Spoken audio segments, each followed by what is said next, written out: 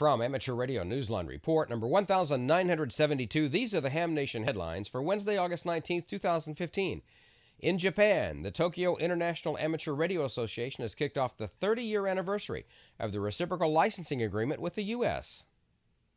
With the start of its 8J1JAUS operation earlier this month, hams will be operating through February 29, 2016. The stations will be at different locations throughout Japan, working single sideband, PSK31, CW, RTTY, and other modes. The association is hoping to hear stories from hams in the United States who've operated while in Japan and from hams in Japan who've operated while in the U.S. For more information, you can visit the Tokyo Association's website, and you'll find that link in the printed edition of this week's Amateur Radio Newsline Report. Hurricanes Katrina and Rita forever changed the face of Louisiana, Mississippi, and Texas in 2005. As a devastated Gulf Coast struggled to recover, hams throughout the country stepped in to restore the region's connections with assistance and concerned family members. The Southeast Louisiana Amateur Radio Club is commemorating the 10th anniversary of both storms on August 29th, the day of Katrina's arrival on the Gulf Coast near Buras, Louisiana. Single sideband operation will be on 7.200, 7.250, 14.155, and 14.255 megahertz, with CW on 7.050 and 14.050. For QSL cards, send a stamped self-addressed envelope to the club, that's SELARC, SELARC, at Post Office Box 1324, Hammond, Louisiana, 70404. Beginning August 26th and continuing through September 2nd, an international memorial event will take place honoring the more than 235 who did not survive Katrina.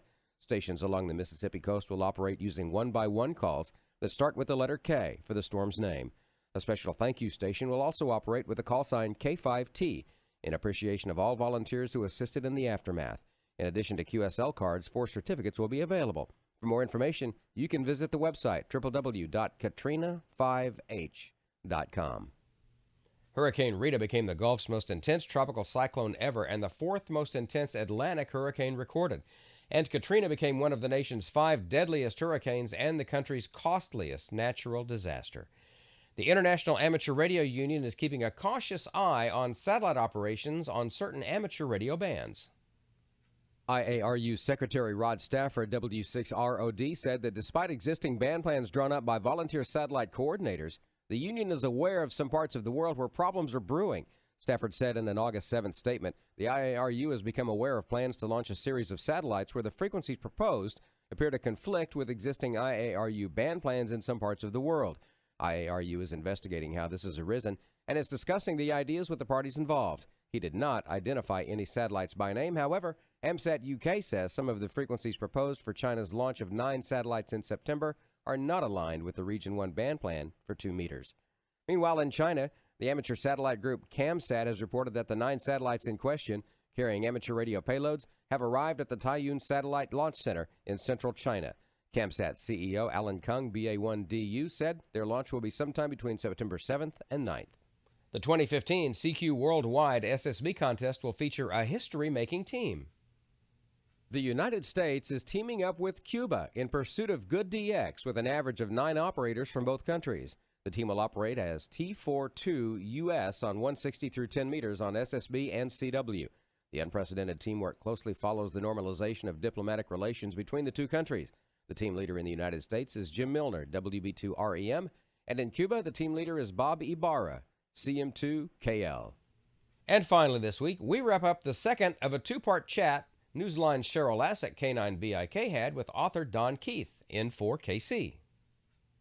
Your book title, Get on the Air Now, is probably the most encouraging thing anyone can say to a mic-shy, nervous ham. Is there any other solid advice to rookies you can sum up in a few words for us? I strongly believe that those people who have a hesitation about getting into the hobby are only going to continue to have the same perceived obstacles if they don't get on the air. But we need to remember that that is our biggest stumbling block when we first got our licenses, were those apprehensions we had about putting together a station, putting up an antenna. What would we say? What would we do? And how will I ever understand all that goofy jargon that those guys use on the air? Once you get on the air and join in, you'll find a welcoming group of people out there that will help you get past those initial hurdles. You will find most hams are wonderful and eager Elmers that will help you get over those hurdles and get you on the air and get you into the hobby, and you can enjoy it as much as I have for the past 54 years.